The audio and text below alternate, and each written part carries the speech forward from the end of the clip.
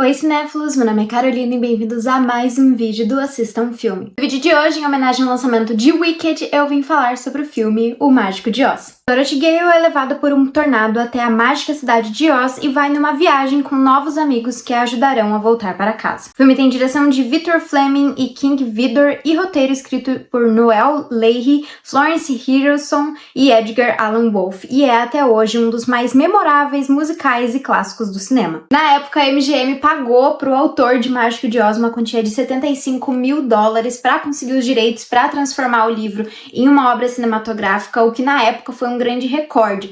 E a parte interessante de tudo isso é, hoje em dia a história de Mágico de Oz já caiu em domínio público.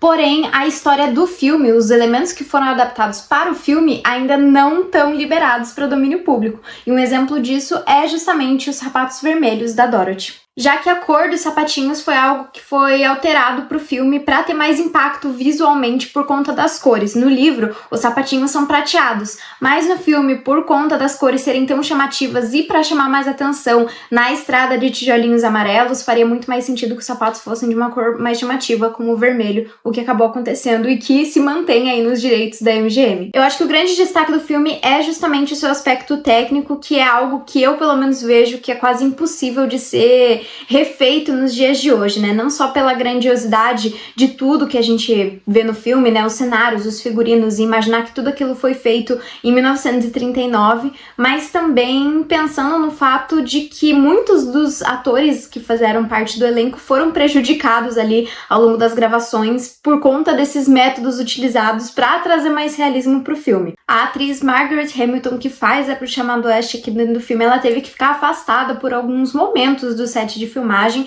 por conta de um acidente que aconteceu durante a cena de desaparecimento ali da bruxa, quando ela sai da terra dos Munchkins, em que ela sofreu algumas queimaduras e inclusive chegou a queimar sua sobrancelha. Mas apesar de todos esses fatores, o filme é genuinamente muito grandioso, né? Quando a gente pensa nesses fatores técnicos, e ele é um filme muito apaixonante que acaba nos impressionando até nos dias de hoje por conta do uso desses efeitos práticos que funcionam até os dias de hoje. O filme, inclusive, foi um dos primeiros a se utilizar da técnica de filmagem de Technicolor, que deixava as cores das gravações muito mais vívidas, o que, claro, deixava o filme muito mais atraente, chamando muito mais atenção, e isso, de fato, é um dos grandes feitos memoráveis de O Mágico de Oz. E dentro de O Mágico de Oz, a técnica acaba ganhando ainda mais destaque por conta do contraste da primeira parte do filme filmado em sépia, o que traz uma certa tristeza para o Kansas, onde Dorothy morava, e também garante uma magia a mais para o mundo de Oz, sendo o lugar que Dorothy procurava além do arco-íris. De certa forma, essa busca por outro lugar que a personagem da Dorothy tem, né, essa coisa dela viver uma vida meio cíclica ali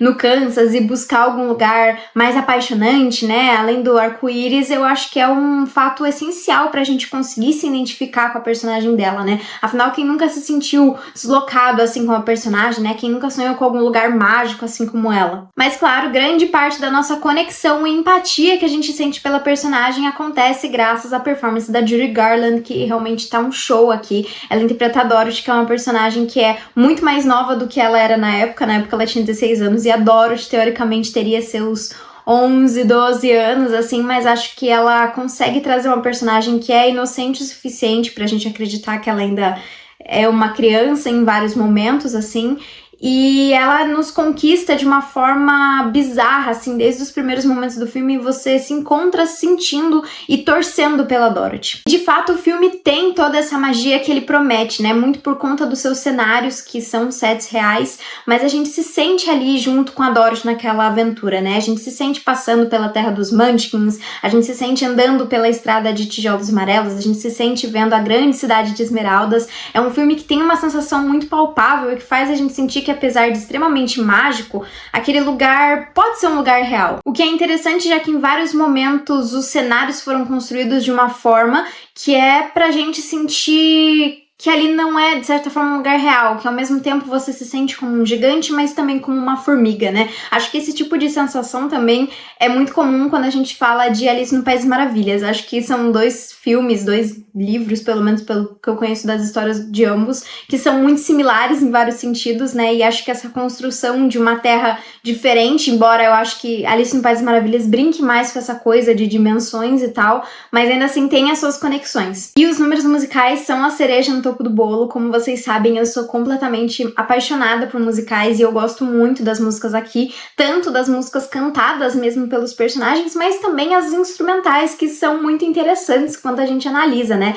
A gente tem a trilha da Mrs. Glutch, que acompanha as aparições da Bruxa Má do Oeste, e ela é muito interessante porque ela tem tons que nos remetem a algo maligno, mas num tom travesso, né? E eu sinto que aqui a palavra wicked acho que é a que mais caberia para definir a sensação que é essa trilha, né? Já por outro lado, a música Ciclone, que é justamente no momento em que a gente tem o ciclone que leva, o tornado, né? Que leva a Dorothy para a Terra de Oz, tem uma melodia que remete a vento, que remete a confusão, né? Todo aquele medo que ela estava sentindo naquele momento. E também nas músicas que são cantadas mesmo pelos personagens, a gente tem If I Only Had, cantada em diferentes variações pelos amigos da Dorothy, né? O Espantalho, o Homem de Lata e o Leão.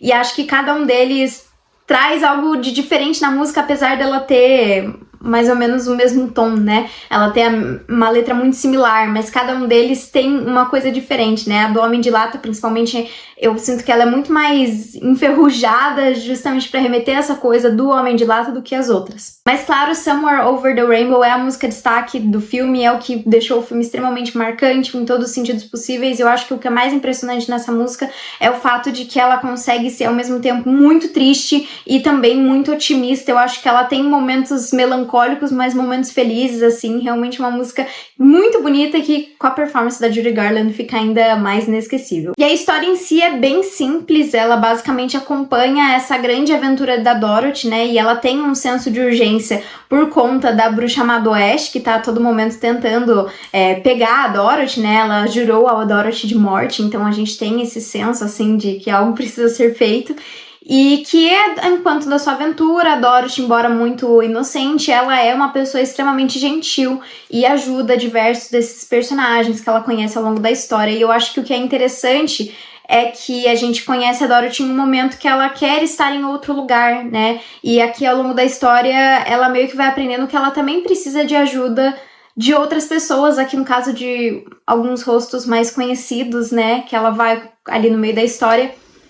E ela vê que ela não só precisa ajudar aquelas pessoas, mas ela também precisa aceitar ser ajudada por aquelas pessoas, que ela ainda não consegue se virar por conta própria, afinal ela é só uma criança, né? Mas, apesar de tudo isso, a grande batalha final é 100% da Dorothy, é ela que vence, é ela que faz, então acho que o filme tem uma mensagem muito legal de deixar você se deixar ser ajudado, mas ao mesmo tempo vencer os seus próprios obstáculos, né? Tentar lidar com essas coisas, crescer com esses obstáculos. Bom, o filme tem um tom mais infantil, até por ser baseado em uma história infantil, mas eu acho que ele ainda assim tem uma mensagem que pode ser entendida tanto por adultos quanto por crianças, né? Sei que muitas pessoas têm diversas interpretações, a mais comum é realmente o final do filme, de que não há local como o nosso lar, né? E acho que faz muito sentido dentro da história, mas o meu favorito, a minha mensagem favorita que eu levo do filme de Mágico de Oz é justamente que, às vezes, o que você precisa já tá dentro de você, né? Às vezes, você só não se tocou que essas coisas já fazem parte, né?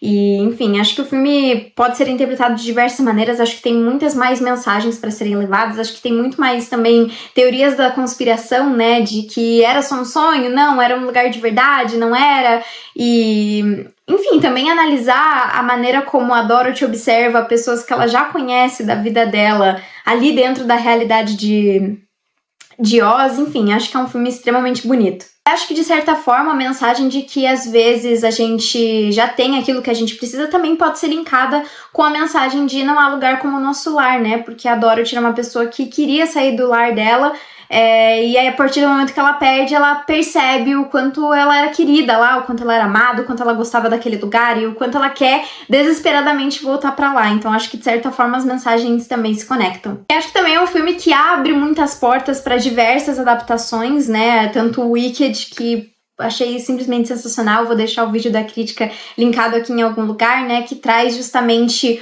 uma história contada por outros olhos do que realmente aconteceu ali na Terra de Oz, mas também abre portas para diversas teorias da conspiração. Admito que eu gosto bastante disso, inclusive tem uma que dizem que a Dorothy, na verdade, que era a bruxa má do leste, e por isso que elas não podiam se ver, enfim, e eu acho que é uma teoria interessante, apesar de não acreditar fielmente nela, mas acho muito legal esses tipos de filme que abrem portas para esse tipo de discussão, de debate a respeito de o que poderia ter sido e eu acredito que seja isso, eu acredito que seja aquilo. Mágico de Oz, sem dúvida, é um filme apaixonante que todo mundo tem que ver em algum momento da vida. Eu acho que ele é um filme que revolucionou em diversos aspectos, em diversos musicais. É um filme que é até hoje muito referenciado por outros musicais e que com certeza conseguiu manter a sua magia quase 100 anos depois do filme ser lançado, por conta dos seus aspectos técnicos que são realmente impressionantes. Bom, e pra mim esse filme tem uma nota de 8.5 e ele tá disponível na Max. Mas então foi isso, pessoal. Se você gostou do vídeo, não esquece de curtir, compartilhar e comentar o que você acha de Mágico de Oz e também deixar aqui nos comentários o que você achou do filme Wicked. Então foi isso e até o próximo vídeo.